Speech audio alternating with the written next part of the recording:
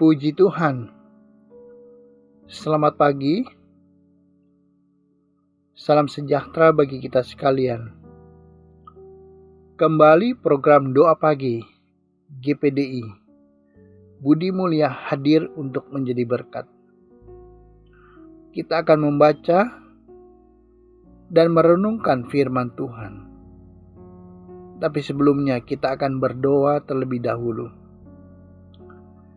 Mari kita tundukkan kepala untuk berdoa. Bapa di dalam sorga, yang kami kenal, di dalam nama Yesus, kami akan membaca, merenungkan firman Tuhan. Kiranya Roh Kudus menolong untuk kami dapat mengerti kebenaran firman Tuhan. Di dalam nama Yesus kami mengucap syukur. Amin.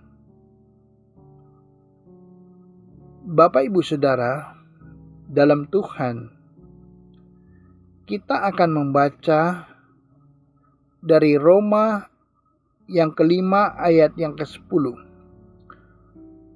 Sebab jikalau kita ketika masih seteru diperdamaikan dengan Allah oleh kematian anaknya, lebih-lebih kita yang sekarang telah diperdamaikan pasti akan diselamatkan oleh hidupnya. Bapak Ibu Saudara,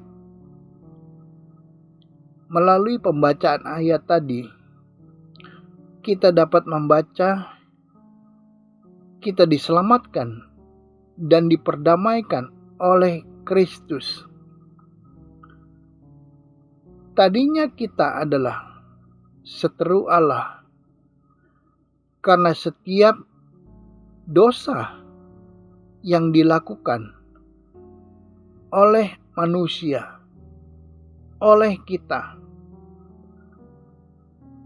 Seteru Allah berarti musuh Allah. Dan ini pasti akan menerima hukuman dari Allah. Tapi syukur kepada Tuhan bahwa Tuhan baik. Ia mengambil inisiatif untuk menyelamatkan manusia. Alkitab menjelaskan bagaimana orang dapat menjadi seteru Allah.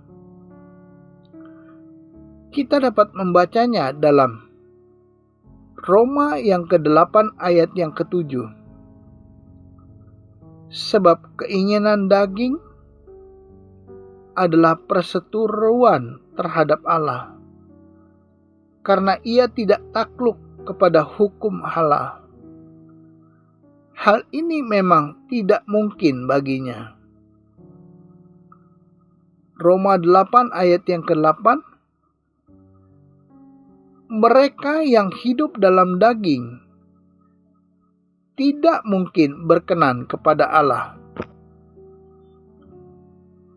Orang yang menjadi seteru Allah adalah orang yang tidak takluk kepada hukum. Mereka tidak tunduk kepada firman Tuhan. Mereka hidup dalam hawa nafsu daging. Hidup dalam dosa. Dikuasai oleh hawa nafsu keinginan. Contoh perbuatan daging dalam Galatia 5 ayat 19 dan 20. Perbuatan daging telah nyata, yaitu percabulan, kecemaran, hawa nafsu, penyembahan berhala, sihir, perseteruan, perselisihan, iri hati, amarah, kepentingan diri sendiri, percerderaan, roh pemecah. Hal-hal seperti itu harus kita hindari. Karena itu adalah perbuatan dosa yang tidak berkenan kepada Allah. Barang siapa melakukan hal demikian, tentu saja tidak akan mendapat bagian dalam kerajaan Allah. Jadi untuk menjadi layak masuk dalam kerajaan sorga, perbuatan-perbuatan yang menajiskan harus segera dibuang. Hidup baru di dalam Tuhan, yaitu hidup dalam pertobatan sesuai firman Tuhan. Itulah hidup yang diperkenankan dalam Tuhan. Matius 3 ayat yang ke-8. Jadi hasilkanlah buah yang sesuai dengan pertobatan.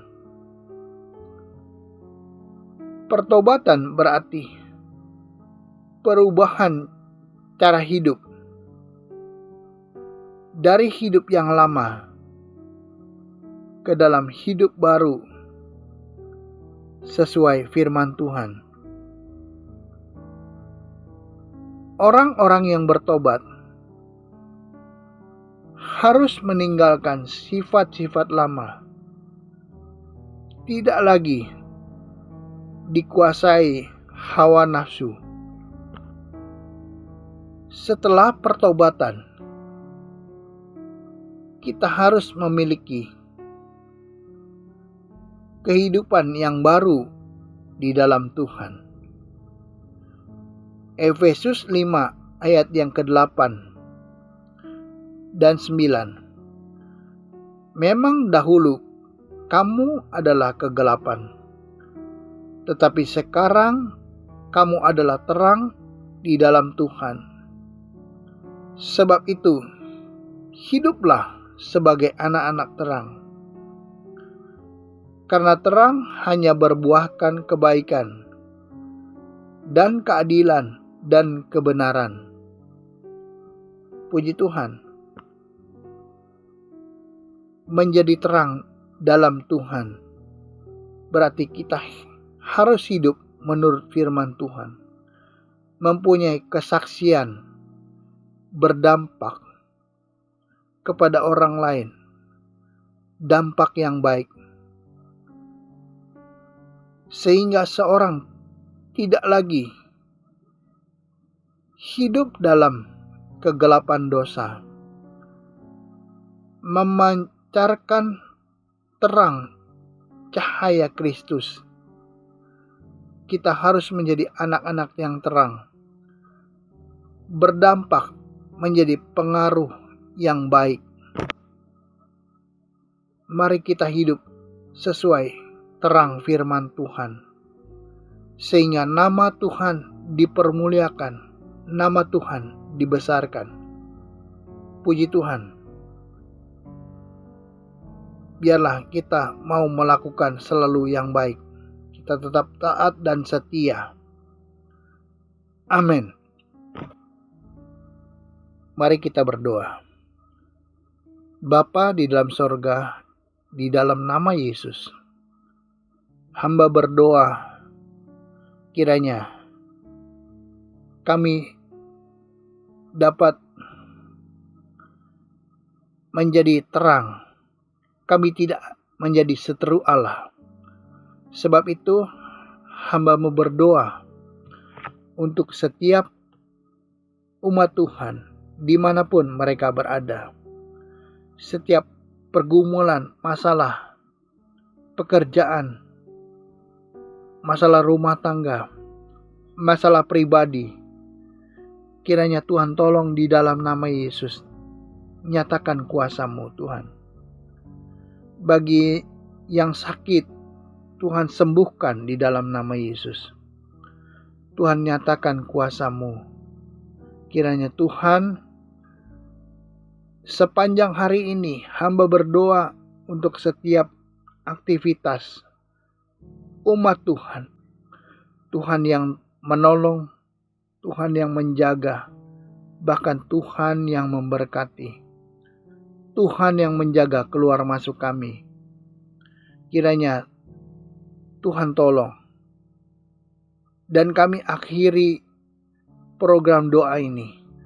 Hanya di dalam nama Tuhan Yesus kami sudah berdoa. Amin.